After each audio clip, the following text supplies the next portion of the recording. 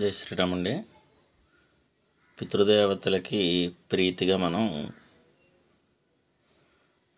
ఉత్తరాయణ పుణ్యకాలంలో ఏదైనా, అందులోనూ సంక్రమణ పుణ్యకాలంలో ఏదైనా దానం చేస్తే అది వారికి చెందుతుంది అని ఒక విధానంలో సాంప్రదాయంగా కొనసాగుతుంది. దానికి మనం పెద్దవాళ్ళని తలుచుకుని ఈరోజు స్వయంపాకాలు కానీ లేదా శ్రార్థం కానీ పెడుతూ ఉంటాం. ఇది చాలా విశేషం. పితృదేవతలకు సంబంధించి మకర సంక్రమణము ప్రతి నెల కూడా రవి 12 రాశుల్లోకి మారుతుంటాడు.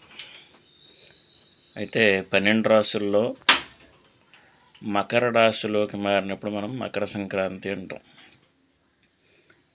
ఈ సంక్రమణ పుణ్యకాలంలో పితృదేవతలని స్మరించి వారి కోసం ఏదైనా చేస్తే, అంటే తిలతర్పణం కానీ, స్వయంపాకదానం కానీ, లేదా శ్రార్థం కానీ ఏదైనా చేసినట్లయితే అది వారికి ఉత్తమ గతుల్ని కలిగిస్తుంది అని శాస్త్రం.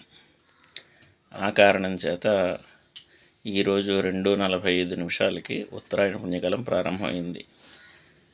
ఈ రోజు నుంచి పితృదేవతా కార్యాలు శ్రద్ధగా ఆచరిస్తే గనక, ఈ రోజు నుంచి అని ఎందుకన్నానంటే రేపు ఉదయం వరకు కూడా ఉంది కాబట్టి, రేపు లోపు కుదిరితే ఈరోజు లేదంటే రేపు పితృదేవతా కార్యాలు చేసినట్లయితే అవి మోక్షాన్ని కలిగిస్తాయి, పితృదేవతలకి తృప్తిని చేకూరుస్తాయి.